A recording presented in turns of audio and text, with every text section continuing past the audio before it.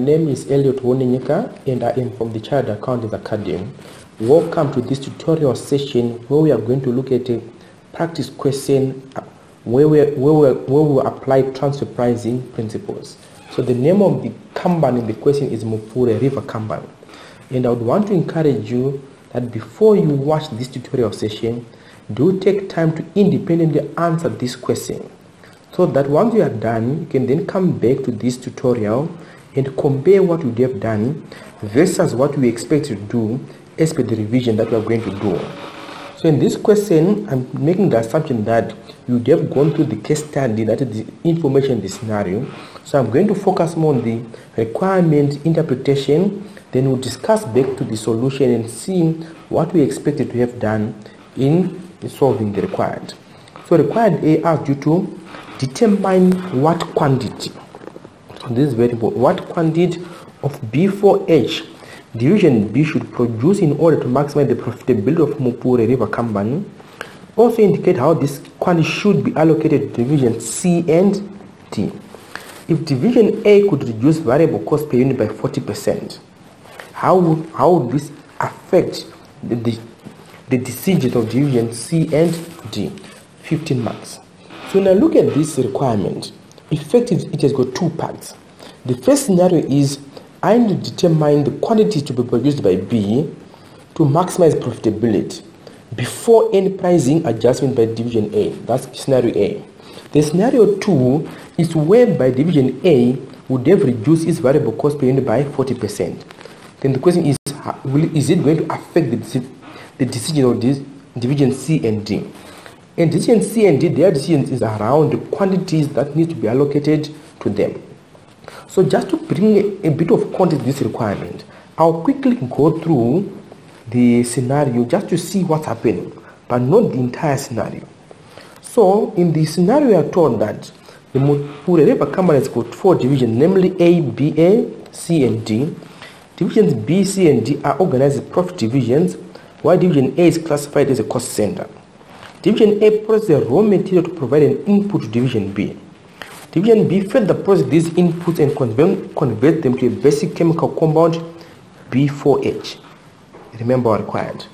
Currently, there is no intermediate market for B4H, but division B has been set up as a profit center in order to motivate the divisional management. Division B sells B4H division C and D that further process this input to produce bayon and calamide respectively. These products are then sold to an external market in the pharmaceutical sector. And we are given the variable cost structure for division A and B are as follows. Raw materials, variable cost over cost per kg, then for division B. And we are told that division B has a capacity limit of 10,000 kilograms, while C and D have limits of 4,000 and 6,000 respectively.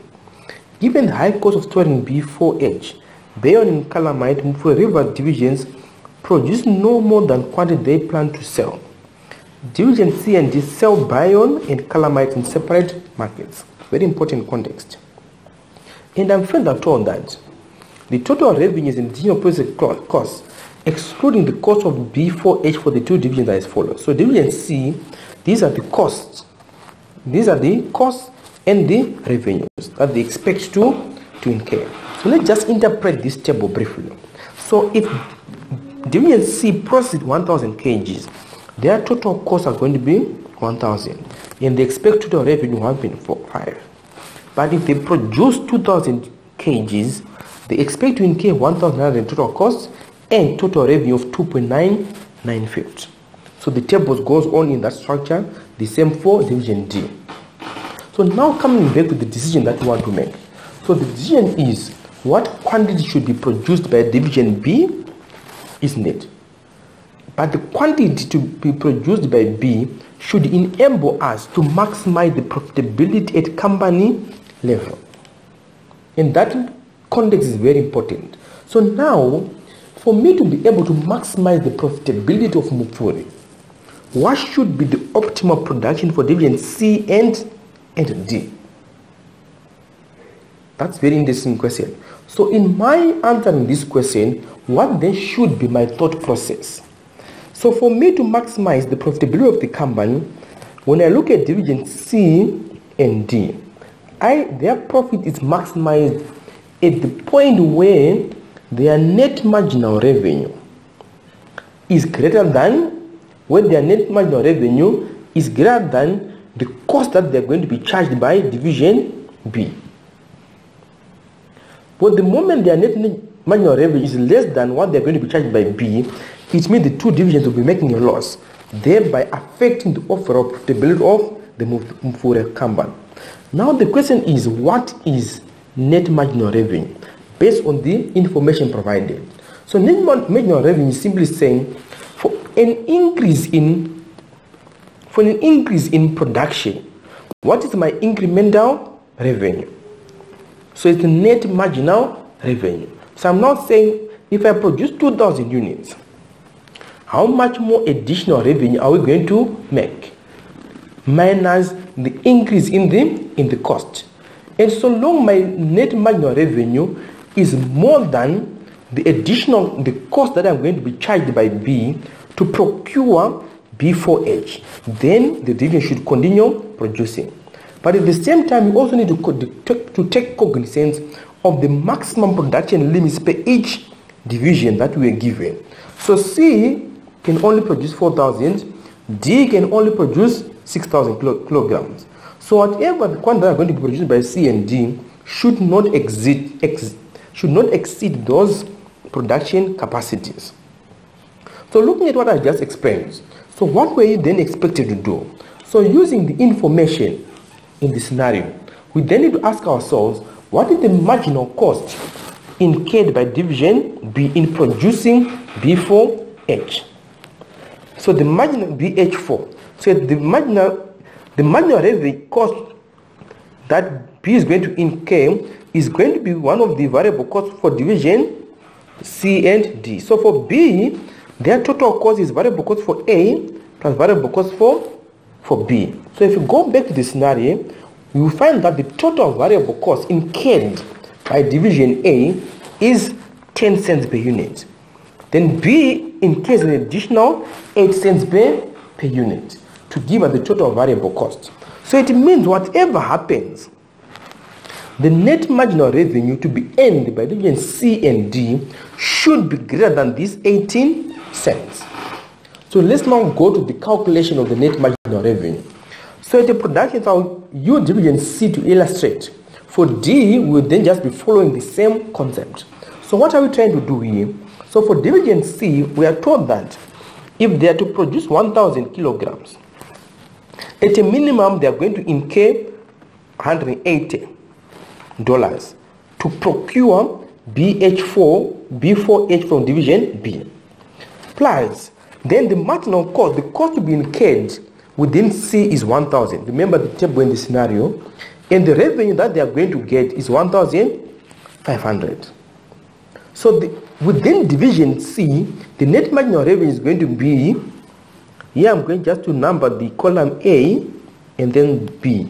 And the net marginal revenue is going to be B minus A, which is 1.5 minus 1,000 to get this 500. And at this stage, 500 is greater than the cost we are going to be charged from division B. So it's profitable for C to produce 1,000 units. Then you go to 2,000 units. To produce 2,000 units, what's going to be the incremental cost to be charged by B? 180. So it means the incremental, why have we used 100, 180? Because we are saying the production is going to increase from 1,000 to 2,000. So here we are worried about the incremental. So incrementally, C will need to buy an additional 1,000 units from B, in which it would cost C $180. Then, to sell that additional, by selling this additional 1,000 units, C is going to incur a marginal cost of $900, which is what? Which is the total cost at 2,000 units, which is 1,900, minus the total cost at 1,000 units, which is $1,000 to get this 900. Then the marginal revenue is going to be the total revenue 2,000 units minus the total revenue 1,000 units to get this 1,450. And our net marginal revenue is 550. Again, it's still greater than the 1,800. So we can produce 4,000 units. So we go down.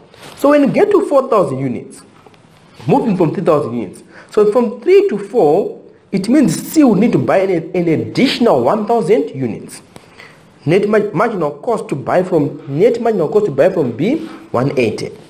Then what is the marginal cost at a 4,000 units production? Is going to be the total cost at 4,000 units minus the total cost at 3,000 units, which will give us 1,200.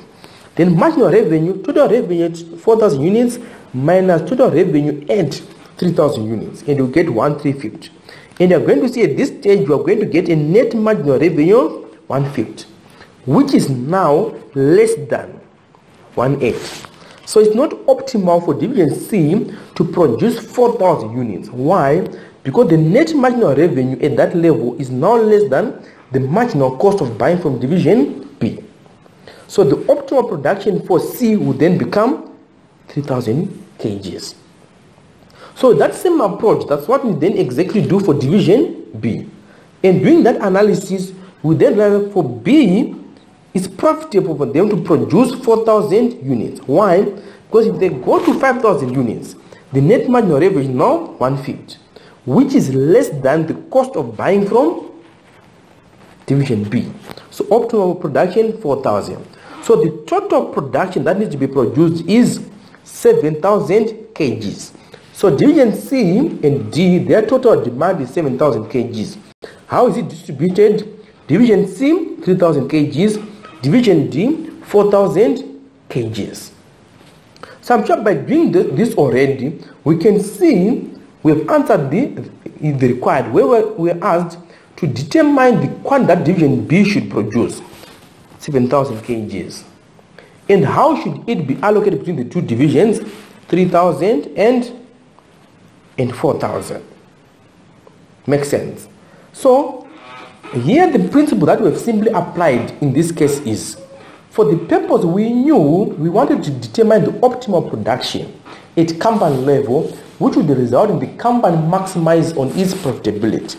So we had to go through, we had to apply the net marginal revenue principle. So I would advise from a revision perspective, if you are not sure how the net marginal revenue principle is all about, that's one thing that you need to go and read on further. But that is the underlying principle we have applied in this in our solution. But then if you go to the second part, remember I said our required has got two parts. The second part was around, what if then division A reduces its unit cost by 40%? It then means our production, the cost of buying from division B is going to go down. Specifically, the cost related to division A is going to go down by 40%. So that the total cost of buying from B is now 14 cents per kg. So if you then go back to our table, it's going to be more or less the same table, but what's going to change is now the marginal cost. Per each 1,000 is going to be $140. So it means when we then look at our analysis, we are going to reach a different conclusion. Required production is now going to be 9,000 kgs. So effectively here, we're just copying and pasting the table, with the only change now being on the marginal cost, as well as the change in the conclusion to be reached. And remember here, once we go to 4,000, we stopped our analysis. Why? Because we were told the maximum production for C is what? 4,000. So you can't go and do 5, 6, 7 because C will not be able to produce and sell that. So that was the first part of the part A of the required. Then going to part B. Part B, we are asked, say, okay, from a motivation and performance evaluation perspective, we need to determine the range of transfer price that would motivate division C and D to purchase their required quantities of B4H that would maximize the profitability of the company, and also cover the range of the current cost structures as well as for where the cost reduction for division A is taking place. Now, we are here with the quantities. The next question is, what now should be the maximum price that division C and D will be willing to pay? And the reason why we are using the word range is we need to have a minimum price that division B is willing to sell to C and D, and we also need a maximum price that C and D will be willing to buy from division B. So how do you go about it? So let's go back to our solution. So in this case, we are going to start with the minimum price. So the minimum price for division A before the 40% price reduction is definitely going to be 108. Why? Because that's the one that allows division A to recover its cost of production, or its marginal cost of production. So definitely division B will not be willing to produce at a loss. So that is the minimum price. Now, what about the maximum price? So the maximum price is now what division C and D will be willing to pay. So to maximize combined profit, we are saying our net marginal revenue minus transfer price should equal to 0. That's the break-even point to maximize combined profits. So for division C, we have allocated them 3,000 units from part A, one of the requirements. And for division C, therefore, at 3,000 units, what price should they then charge? So the net marginal revenue that is being earned by division C at 3,000 units, we picked out that is $300. I'll just go back to highlight where we got the $300. This is the $300 at 3,000 units. So I'm saying, if C charges $300, they are going to achieve they would break even, or they would achieve, that's the point that they would achieve break even. So transfer price that C will be willing to pay is 30 cents per unit, but $300 is related to the marginal increase in units, which is 1,000 units. We do the same math for division D. They're at 4,000 units, which is their maximum production. They are getting a net marginal revenue of 350. So what is the revenue per unit? That is going to be 35 cents. So it means B can only charge to C a maximum of 30 cents. And we said B wants a minimum of 18. So 30 to 18, that's our range. The same here. So any price that falls in between here, both companies or all the divisions are going to be happy. Why? Because any price above 30 cents per unit, division C is going to make a loss and will definitely not buy from B. The same for D. Any price above 35 cents, it will be too expensive, and D will not buy any additional units. So in this analysis, it's just indicating how you play around with the central to this is the concept of the net marginal revenue again. So I would advise that going forward, what we need to work on, especially when we are looking at transfer pricing, determining the optimal production quantities, determining the minimum and maximum price that will be expected, you need to have mastered the concept of the net marginal revenue. And I know here the temptation is to try to cram the table that we have used in this question. But the answer is not on the table. Why? Because you may be given an exam question whereby they do not make use of this table to provide or to present information. But you still be expected to apply the net marginal revenue principles to be able to come up with a relevant transfer price that will result in the maximization of combined profits. So this is the end of my tutorial session, and I hope it has been very helpful in terms of illustrating how we apply transfer pricing principles when in decision making, determining optimal production quantity for the whole company, and also determining the minimum and maximum price that is acceptable amongst the division. Thank you.